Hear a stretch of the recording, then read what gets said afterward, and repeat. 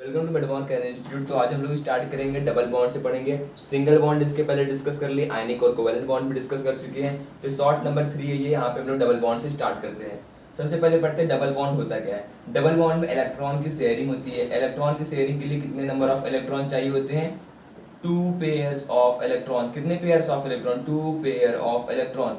2 pair of electron मतलब total number of कितने electron चाहिए? 4 इलेक्ट्रॉन चाहिए डबल बॉन्ड के फॉर्मेशन में। डबल बॉन्ड कैसे बनेगा? 4 इलेक्ट्रॉन इसमें हेल्प करेंगे। अब 4 इलेक्ट्रॉन कैसे हेल्प करेंगे और कैसे बॉन्ड का फॉर्मेशन होगा उसके बारे में हम लोग समझेंगे।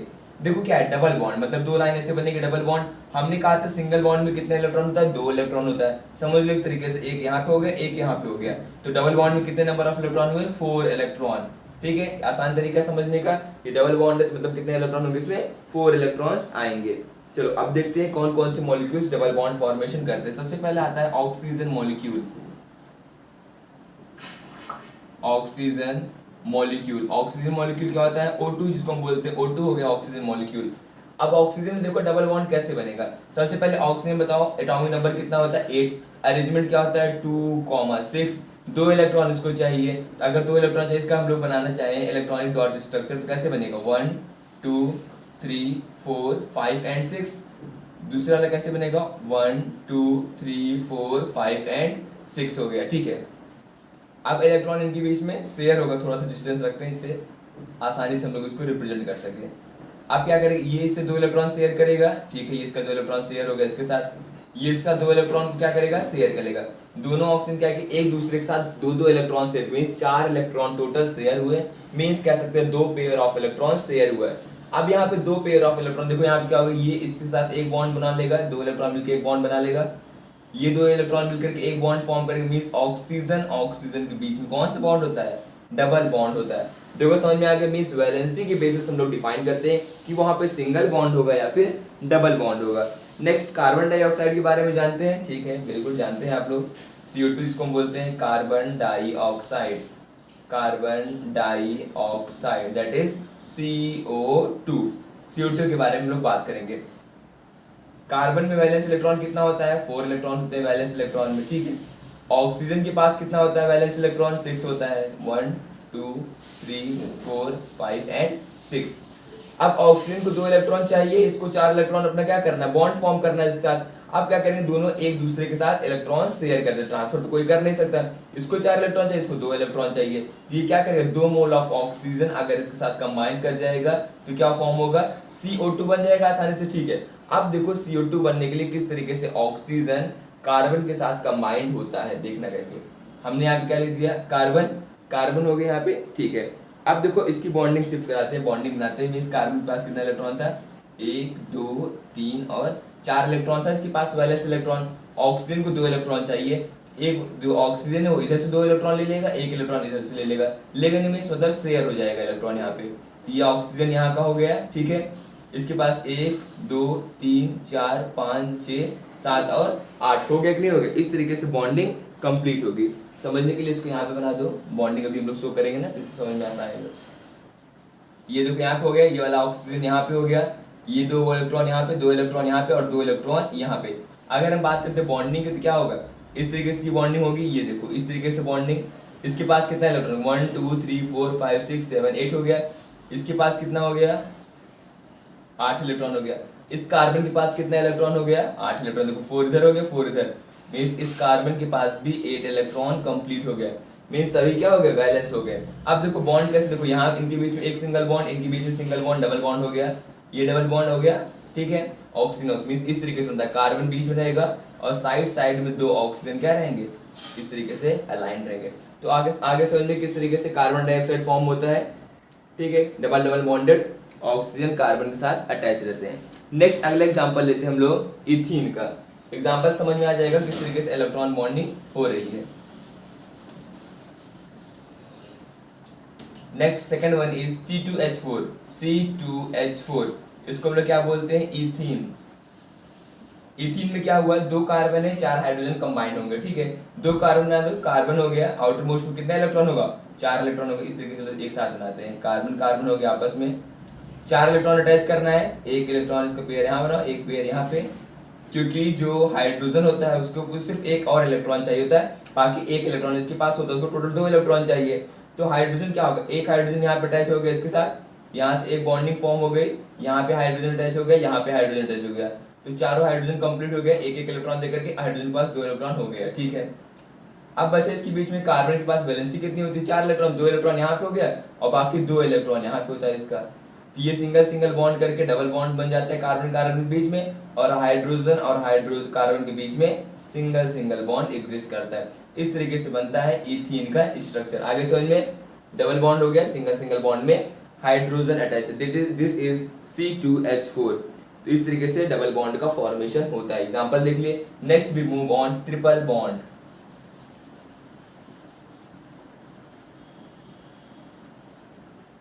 Triple bond, triple bond formation सीखेंगे कि ट्रिपल बॉन्ड कैसे फॉर्म होता है। पूरा लिख देते हैं, ट्रिपल बॉन्ड। ट्रिपल बॉन्ड में अब देखो 3 बॉन्ड बनना है, एक बॉन्ड बनने के लिए 2 इलेक्ट्रॉन चाहिए, तो 3 बॉन्ड बनने के लिए कितना इलेक्ट्रॉन चाहिए होगा, total number of 6 electron needed. कितना इलेक्ट्रॉन चाहिए, 6 इलेक्ट्रॉन, या फिर हम कह सकते हैं 3 pair of electrons, 3 pairs of electrons जरूरत पड़ेंगे ट्रिपल बॉन्ड फॉर्मेशन के लिए। अब ट्रिपल बॉन्ड बनेगा किसमें किसमें, वैलेंसी देखनी पड़ेगी सबसे पहले हमको। तो पहला एग्जांपल लेते हैं हम लोग नाइट्रोजन मॉलिक्यूल का। नाइट्रोजन मॉलिक्यूल, नाइट्रोजन मॉलिक्यूल की बात करें मतलब क्या होगा, N2 की हम लोग बात कर रहे हैं। तो नाइट्रोजन के आउटर मोस्ट, पहली बात तो नाइट्रोजन का एटॉमिक नंबर कितना होता है, 7। तो क्या लिखेंगे हम लोग 2,5, मतलब आउटर मोस्ट में कितना इलेक्ट्रॉन हो गया, 5 इलेक्ट्रॉन, 2 यहाँ पे लिख देते हैं, 3 इलेक्ट्रॉन हो गए इधर, 1 2 3। दूसरा वाला नाइट्रोजन हो गया, उसके भी आउटर मोस्ट 5 इलेक्ट्रॉन, 2 इलेक्ट्रॉन हो गए और प्लस 3 इलेक्ट्रॉन यहाँ पे हो गए। अब देखो वैलेंसी कंप्लीट करनी, 8 इलेक्ट्रॉन होना चाहिए। इसके पास यहाँ पे कितने इलेक्ट्रॉन है, 5 इलेक्ट्रॉन, मतलब इसको 3 इलेक्ट्रॉन चाहिए, तो इसका ये 3 इलेक्ट्रॉन शेयर कर लेगा। इसके पास 5 है, ये इसके इस 3 इलेक्ट्रॉन को शेयर कर लेगा। मीन्स कुछ इस तरीके से बॉन्डिंग हो सकती है। देखो इस तरीके से बॉन्डिंग फॉर्म हो सकती है, नहीं हो सकती है।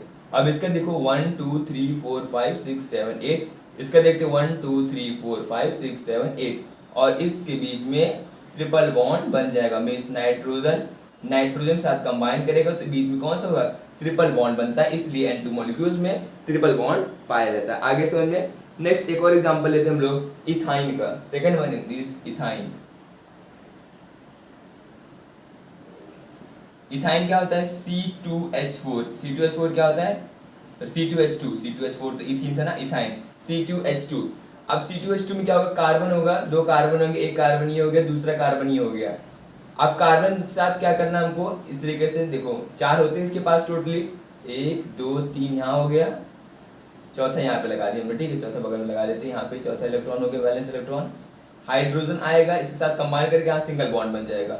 मीन्स हाइड्रोजन क्या करेगा, अपने इलेक्ट्रॉन दे करके सिंगल बॉन्ड बना करके स्टेबल हो जाएगा, क्योंकि हाइड्रोजन के आउटर मोस्ट में वैलेंस इलेक्ट्रॉन, ये कहेंगे स्टेबल होने के लिए उसको सिर्फ 2 ही इलेक्ट्रॉन चाहिए। तो यहाँ पे सिंगल बॉन्ड होते होते यहाँ पे ट्रिपल बॉन्ड बन जाएगा। ठीक है, यहाँ पे ट्रिपल बॉन्ड बन गया, मीन्स इथाइन में भी ट्रिपल बॉन्ड एग्जिस्ट करता है, और नाइट्रोजन मॉलिक्यूल्स में भी ट्रिपल बॉन्ड एग्जिस्ट हो रहा है।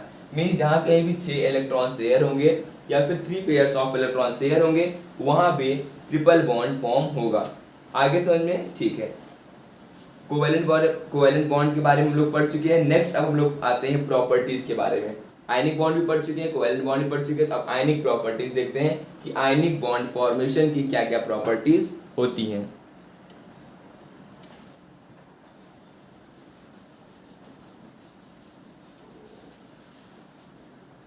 Next one is properties of ionic bond.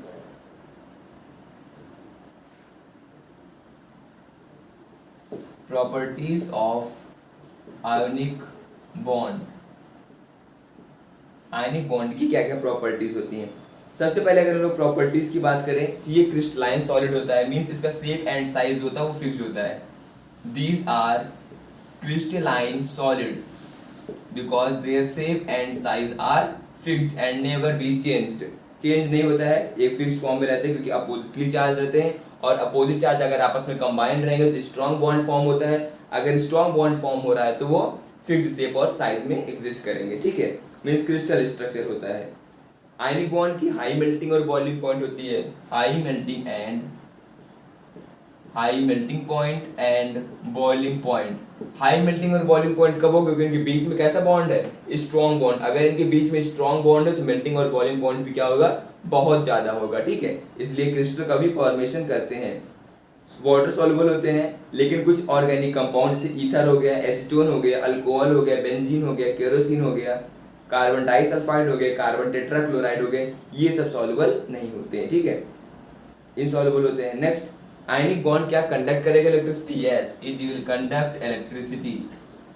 Conduct electricity क्यों, क्योंकि जैसे इसको वाटर मिलेगा तो ये अपने अनायंस और कटायंस में डिस्ट्रीब्यूट हो जाएगा। मान लेते हैं हम लोग कोई एक आयनिक बॉन्ड का एग्जांपल लेते हैं, जरा बता दो कोई आयनिक बॉन्ड का एग्जांपल जिससे हम समझ में आ जाए। NaCl ले लें, वेरी गुड, NaCl ले लेते हैं। Na+ अलग हो जाएगा, Na+ अलग हो गया, मीन्स कटायन अलग हो गया, Cl- अलग हो गया। जैसे इसको वाटर मिलेगा तो यहाँ पे इलेक्ट्रोलिसिस शुरू हो जाएगी और ये कंडक्शन में हेल्प करेंगे, मीन्स ये आयन है, आयन क्या करेंगे, कंडक्शन में हेल्प करेंगे। नेक्स्ट, उसके बाद अगली प्रॉपर्टीज, आयनिक कंपाउंड्स की हाई मेल्टिंग और बॉइलिंग पॉइंट्स हम लोग पढ़ चुके हैं। अच्छा, रीजन भी बता दिया हमने, इसके स्ट्रॉन्ग बॉन्ड होता है इसलिए ऐसा होता है। नेक्स्ट अगली प्रॉपर्टीज, आयनिक बॉन्ड सॉल्युबल होते हैं, ये भी हम लोग पढ़ चुके हैं। आयनिक बॉन्ड्स कंडक्ट इलेक्ट्रिसिटी, ये सारी प्रॉपर्टीज हम लोग पढ़ चुके हैं। ये मेन प्रॉपर्टीज है, तीनों प्रॉपर्टीज याद रखना। नेक्स्ट आते हैं हम लोग covalent bond, properties of covalent bond. Covalent bond, covalent bond means sharing of electrons, जो बॉन्ड बनते हैं उसको बोलते हैं covalent bond. Covalent bond weak bond होता है, तो यहाँ पे क्या होगा, low melting point, low melting point, low melting point, boiling point भी लो होगा, yes, low melting and boiling point, melting और बॉइलिंग पॉइंट दोनों ही लो होगा। नेक्स्ट अगली प्रॉपर्टीज की बात करते हैं। मेल्टिंग और बॉइलिंग पॉइंट कम हो गया इसका, ठीक है। दे आर यूजुअली लिक्विड और गैस, कैसे एग्जिस्ट करते हैं, लिक्विड या गैस, मींस क्रिस्टल का फॉर्मेशन नहीं करते हैं, लिक्विड या फिर गैस की फॉर्म में एग्जिस्ट करते हैं, ठीक है। एग्जांपल देख लो, कार्बन ही देख लो कैसे एग्जिस्ट करता है गैसेस फॉर्म में। Next, covalent bond are insoluble in water, किसमें सॉल्युबल होते हैं, वाटर इनसॉल्युबल,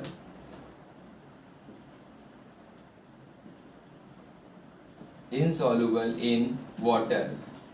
अगर वाटर में सॉल्युबल नहीं तो किसमें सॉल्युबल होंगे, किसमें सॉल्युबल होते हैं, ऑर्गेनिक सॉल्वेंट में सॉल्युबल होते हैं, ऑर्गेनिक सॉल्वेंट में सॉल्युबल होते हैं, क्या होते हैं, सॉल्युबल, उसमें घुल जाते हैं, ठीक है, ऑर्गेनिक सॉल्वेंट में। नेक्स्ट अगली बारे में बात करते हैं इलेक्ट्रिसिटी कंडक्शन के बारे में। क्या इलेक्ट्रिसिटी कंडक्ट होगी, बिल्कुल नहीं होगी, do not conduct electricity, do not conduct electricity. ये कुछ प्रॉपर्टीज हो गई, किसकी प्रॉपर्टी हो गई, कोवैलेंट बॉन्ड फॉर्मेशन की, जहां कहीं भी कोवैलेंट बॉन्ड फॉर्म होगा ये सारी प्रॉपर्टीज वहां पे वर्क करेंगे। अगर डिफरेंस भी आता है दोनों के बीच में तो हम लोग डिफरेंस भी कर लेंगे, अगर डिफरेंस नहीं आता है तो मान लो ये अलग अलग से प्रॉपर्टी पूछता है तो हम लोग अलग अलग से प्रॉपर्टीज भी कर लेंगे। नेक्स्ट अब आते हैं मेटल्स आखिर आते कहाँ से हैं, मीन्स अकरेंस ऑफ मेटल के बारे में हम लोग डिस्कस करेंगे। Occurrence of metal, next one is occurrence of metal. Metal आखिर आता कहाँ से है उसके बारे में डिस्कस करेंगे, इसी को बोलते हैं हम लोग अकरेंस ऑफ मेटल, ठीक है। तो मेटल आए कहाँ से, मेन अर्थ क्रस्ट जो होता है उसका मेन सोर्स होता है जहां से मेटल हम लोग को मिलता है, क्या होता है, अर्थ क्रस्ट। क्या मेटल्स रिएक्टिव होते हैं, बिल्कुल रिएक्टिव होते हैं। तो वो फ्री फॉर्म में एग्जिस्ट करेंगे, बिल्कुल नहीं करेंगे। जरा समझना इस चीज को, कहाँ से मिलता है हम लोग को, अर्थ क्रस्ट से मिलता है। क्या ये फ्री फॉर्म में होते हैं, नहीं, ये नहीं कि हमको सोडियम चाहिए जो अर्थ हमने क्या किया, हल्का सा डिग किया वहां से क्या निकाल दिया, सोडियम निकाल के अलग कर लिया, ऐसा कुछ भी नहीं। ये फ्री फॉर्म में एग्जिस्ट क्यों नहीं करते, बिकॉज दे आर रिएक्टिव। अच्छा, ये रिएक्टिव क्यों होते हैं, क्योंकि इनको इलेक्ट्रॉन क्या करना पड़ता है, इलेक्ट्रॉन डोनेट करके अपने आप को स्टेबल करना पड़ता है। अगर इनको इलेक्ट्रॉन रिलीज करके अपने आप को स्टेबल करना है तो क्या करेंगे, जल्दी से रिएक्ट कर जाएंगे किसी भी चीज, किसी भी के साथ, किसी भी न्यूक्लियोफाइल इलेक्ट्रोफाइल के साथ आसानी से रिएक्शन हो जाएगा। इसलिए ये क्या करते हैं, ये ज्यादा रिएक्टिव होते हैं, इसलिए ये किसकी फॉर्म में एग्जिस्ट करते हैं, कंबाइंड फॉर्म में एग्जिस्ट करते हैं। किसके फॉर्म में, कंबाइंड फॉर्म में एग्जिस्ट करते हैं। अब इस कंबाइंड फॉर्म में से हमको क्या करना पड़ेगा, उस मेटल को अलग करना पड़ेगा। तो उसके लिए जो जो एक्सट्रैक्शन प्रोसेस होता है उसके बारे में हम लोग डिस्कस करेंगे, ठीक है। नेक्स्ट, अब इसकी फॉर्म में, जिस फॉर्म में नेचर में एग्जिस्ट करता है तो होता है हमारा मेन, दो टर्म के बारे में लोग पढ़ेंगे यहाँ पे, mineral and ore, minerals and ore, एक एक करके दोनों के बारे में पढ़ेंगे। सबसे पहले आता है mineral. The natural material in which the metals or their compound are found on earth. Minerals क्या होता है? नेचुरल फॉर्म, कि जिस तरीके से वो मेटल नेचुरल फॉर्म उस अर्थ क्रस्ट में एग्जिस्ट कर रहा है, नेचुरल फॉर्म। कंबाइंड फॉर्म में एग्जिस्ट करेगा, ठीक है। अगर कंबाइंड फॉर्म में एग्जिस्ट कर रहा है तो जो कंबाइंड फॉर्म में जितना भी एग्जिस्ट कर रहा है उसको क्या बोलेंगे हम लोग? Natural form. और वो क्या कहलाता है? मिनरल। चाहे जिस फॉर्म में हो, चाहे जिसके साथ भी कंबाइंड होगा, उसको क्या बोलेंगे? वो हमारा मिनरल है, ठीक है। अब इसमें और क्या होता है? Those mineral from which the metal can be extracted conventionally and profitably are called ores। जो मिनरल्स जहां से मेटल का एक्सट्रैक्शन हो पाता है आसानी से और लार्ज नंबर में मेटल्स हमको मिल जाते हैं, उसको हम क्या बोलते हैं? ओर। समझ में आया? तो मिनरल से अगर हमने उसको एक्सट्रैक्ट किया, मिनरल्स अगर हमको मेटल मिल रहा है तो उसको हम क्या बोल लेते हैं? उसको हम लोग ओर बोलते हैं, ठीक है। मीन्स लार्ज अमाउंट पर अगर हमको मिल रहा है और मेटल तो उसको हम क्या बोलते हैं? ओर बोलते हैं, ठीक है। अब आगे हम लोग पढ़ते हैं। अच्छा मुझे ये बताओ, क्या सभी ओर मिनरल होंगे? यस, ये डिफिनेशन यहाँ पे याद रखना, all ore are mineral, ore are minerals. सभी ओर मिनरल्स, क्योंकि मिनरल को एक्सट्रैक्ट करके ही बनेगा ओर, ठीक है। All ore are mineral but all mineral are not ore, all mineral are not ore. सभी मिनरल ओर नहीं होंगे। समझ में आ गया ये चीज? तो मीन्स सभी मिनरल में से जरूरी नहीं कि अगर वहां से मिनरल है, वहां पे अर्थ क्रस्ट में डिग किया, वहां पे जरूरी नहीं कि वहां पे मेटल मिलेगा ही मिलेगा। अगर मेटल मिल रहा है किसी भी फॉर्म में तो उसको हम क्या बोलते हैं? उसको तब हम लोग ओर बोलेंगे। इसलिए कहा गया है कि सभी ओर मिनरल होते हैं और सभी मिनरल ओर नहीं होते हैं। आगे समझ में? चलो कुछ एक्सट्रैक्शन फॉर्म पढ़ते हैं कि कौन किसके फॉर्म में, किस फॉर्म में कंबाइंड करके अर्थ क्रस्ट में हमको मिलता है। सबसे पहले बात करते हैं सोडियम। तो सोडियम चाहिए NaCl बनाने के लिए, ठीक है। तो किसके फॉर्म में एग्जिस्ट करता है? Rock salt. सोडियम कैसे एग्जिस्ट करता है? Rock salt. ये रॉक सॉल्ट क्या है? मिनरल है या ओर है? ओर है, क्योंकि जिस फॉर्म में एग्जिस्ट कर रहा है उसको बोलते हैं हम लोग ओर। तो ये रॉक सॉल्ट के फॉर्म में एग्जिस्ट कर रहा है, इसको बोलते हैं हम लोग ओर, ठीक है। सोडियम हो गया। एल्युमिनियम बॉक्साइड के फॉर्म में। एक दो एग्जांपल डाल देना, इस तरीके से लिख देना। एल्युमिनियम किसके फॉर्म में एग्जिस्ट करेगा? बॉक्साइड के फॉर्म में एग्जिस्ट करेगा, ठीक है। और भी कई चीजें होती हैं जो अलग अलग फॉर्म में एग्जिस्ट करती हैं। जैसे अगर बात करें तो इससे क्या बनता है? Sodium chloride. एल्युमिनियम से क्या फॉर्म होगा? Al2O3.2H2O, एल्युमिनियम ऑक्साइड फॉर्म होगा। तो अलग अलग प्रोसेस है, सबके फॉर्मेशन याद करना नहीं है अभी हम लोग को, इसकी जरूरत नहीं पड़ेगी, इसकी जरूरत क्लास 11 में पड़ती है। अभी हमको बस इतना पता होना चाहिए कि किस मेटल एटम से कैसे क्या एक्सट्रैक्शन प्रोसेस होता है, ठीक है। एक्सट्रैक्शन प्रोसेस मेन आना चाहिए। तो हम लोग स्टार्ट करते हैं extraction of metals. Next heading is extraction of metals. Metals के एक्सट्रैक्शन के बारे में हम लोग पढ़ेंगे, ठीक है। अब देखो एक्सट्रैक्शन कैसे होगा। एक्सट्रैक्शन के लिए 3 अलग अलग प्रोसेस होती है। पहली process concentration of ore, means concentration of ore means ore से मेटल का extraction. Concentration of ore, concentration of ore पहला प्रोसेस हो गया, ठीक है। दूसरा प्रोसेस क्या है? कन्वर्जन इसको, ठीक है। मींस कंसंट्रेटेड ओर कर लिए, ओर को कंसंट्रेट कर लिए, उसमें से गंदगी निकाल दी, जो भी सैंड ऑयल डस्ट था उसको निकाल दिए। अब इसमें से मेटल का कन्वर्जन क्या कहलाता है? Conversion of, next second process होता है कन्वर्जन ऑफ क्या? Concentration of into ore into metals, conversion of ore into metal. Next third हम लोग अब डिस्कस करते हैं। थर्ड कौन सा होगा हमारा? रिफाइनिंग। रिफाइनिंग मतलब अब मेटल्स हम लोग मिल गया, लेकिन अगर उसको प्योर फॉर्म में अगर चाहिए होगा तो उसको प्योर करना पड़ेगा। मींस इम्प्योर मेटल को हम लोग प्योर में कन्वर्ट करेंगे। कैसे करते हैं हम लोग? रिफाइनिंग से। रिफाइनिंग हम लोग क्या करते हैं? इम्प्योर मेटल को प्योर मेटल में कन्वर्ट करते हैं। इम्प्योर मेटल्स को प्योर मेटल्स में कन्वर्ट करते हैं। तो कौन कौन सा प्रोसेस होगा एक्सट्रैक्शन में? Concentration of ore, conversion of ore into metal and refining of impure metals, ठीक है।